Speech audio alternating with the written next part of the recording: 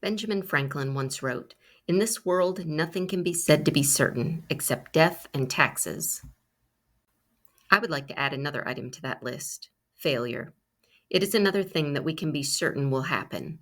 We are going to fail. Kind of depressing, I know. But the good news is that failing doesn't mean we're a failure. I agree with Zig Ziglar when he said, "Failure is an event, never a person, an attitude, not an outcome, a temporary inconvenience, a stepping stone. Our response to it determines just how helpful it can be." Failure is an event, never a person. We can fail at something without it meaning we are a failure. The verb fail is defined as to fall short of success or achievement in something expected, attempted, desired, or approved. We are going to fail. We are going to fall short. Romans 3:23 says, "For all have sinned and fall short of the glory of God." The Greek word for sin in this verse is hamartano. It literally means to miss the mark, and so not share in the prize. Everyone misses the mark. Even the father of our faith, Abraham, failed more than once. Out of fear, he lied about his wife, saying she was his sister, allowing a powerful man to try to take her as his wife. And not once, but twice. But it gets worse. In Genesis 12:2, God promises to make Abraham into a great nation, but Abraham doesn't even have any children. So then in chapter 16, when he still doesn't have any children, he takes matters into his own hands instead of continuing to wait on God. Genesis 16:1-2 says, "Now Sarai, Abram's wife, had not borne him a child, but she had an Egyptian slave woman whose name was Hagar. So Sarai said to Abram, 'See now, the Lord has prevented me from bearing children. Please have relations with my slave woman. Perhaps I will obtain children through her.' And Abram listened to the voice of Sarai." So Hagar became pregnant and gave birth to Ishmael, which started a whole new set of problems. So much heartache that could have been avoided if they had just waited. Because in chapter 21, God fulfills his promise to Abraham, and Sarah gives birth to their son Isaac. In the Bible, you can find the details of Abraham's failures, but what you won't find in the Bible is anywhere that God calls him a failure. We are going to fail. We are going to miss the mark. That is certain.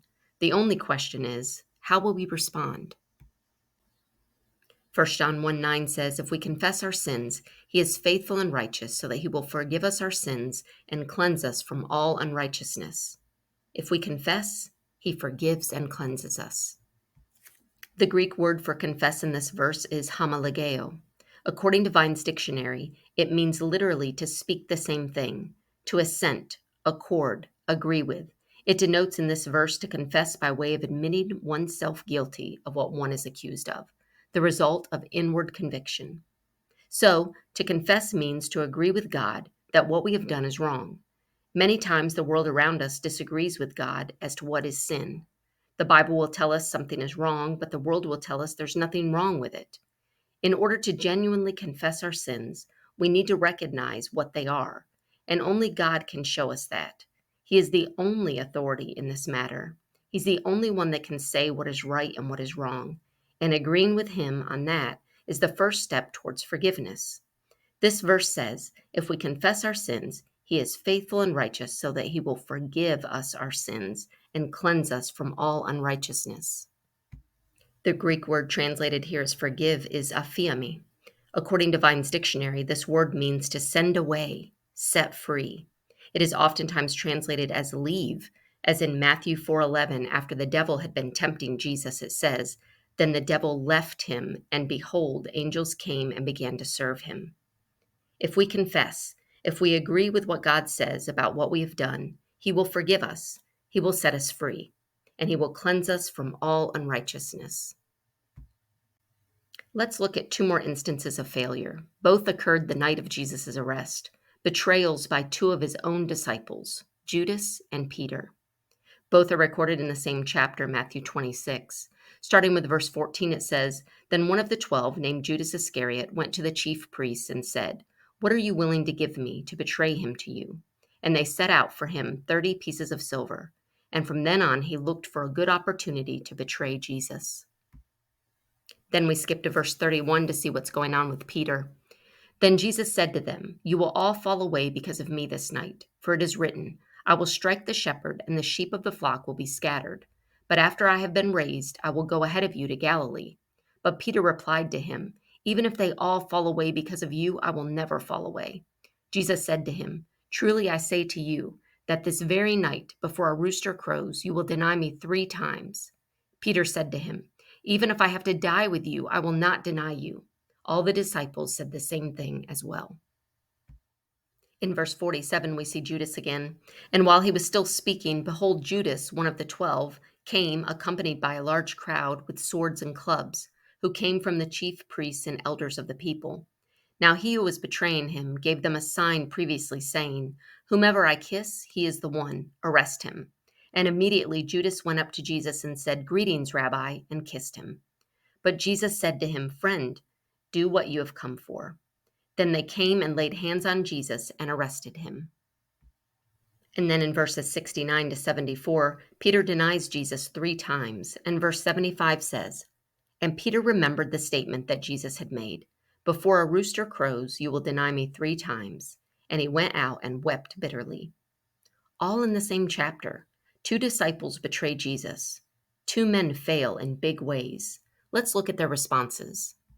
Matthew 27, 3-5 says, "Then when Judas, who had betrayed him, saw that he had been condemned, he felt remorse and returned the 30 pieces of silver to the chief priests and elders, saying, 'I have sinned by betraying innocent blood.'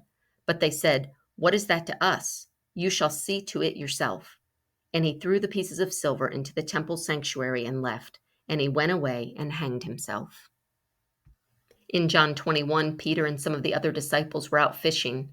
Verse 7 says, "Therefore that disciple whom Jesus loved said to Peter, 'It is the Lord.' So when Simon Peter heard that it was the Lord, he put on his outer garment, for he was stripped for work, and threw himself into the sea," desperately trying to get to Jesus as quickly as possible. We're going to fail. When we do, are we going to run to Jesus or run away from him? Proverbs 24:16 says, "For a righteous person falls 7 times and rises again, but the wicked stumble in time of disaster." GotQuestions.org says of this verse, "A person who trusts in the Lord and depends on God throughout his life may trip and fall over and over again, but he won't stay down. He will overcome obstacles and challenges by God's grace and strength, dusting himself off and rising again. On the other hand, one disaster is enough to overthrow the wicked." The prophet Micah says in chapter 7, verse 8, "Though I fall, I will rise."